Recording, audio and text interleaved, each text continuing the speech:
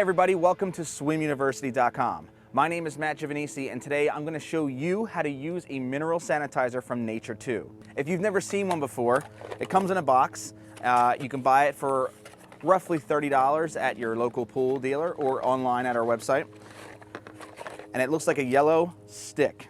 Okay, it has a stem in there, and it goes inside your filter. Now, you let it sit there for about 3 or 4 months, and what it does is it uses minerals to actually sanitize your hot tub. Now, because it's using minerals, that doesn't necessarily mean that you have to not use chlorine. It actually works well with chlorine. Minerals are actually a slower sanitizer to kill bacteria, so you still need 0.5 parts per million of chlorine in there just to kill that bacteria that those minerals will eventually kill, but may take some time to do so. All you need to do is add, again, 0.5 parts per million of chlorine. That's very, very little. You won't get that chlorine smell like you do with a regular hot tub that uses 3 parts per million of chlorine.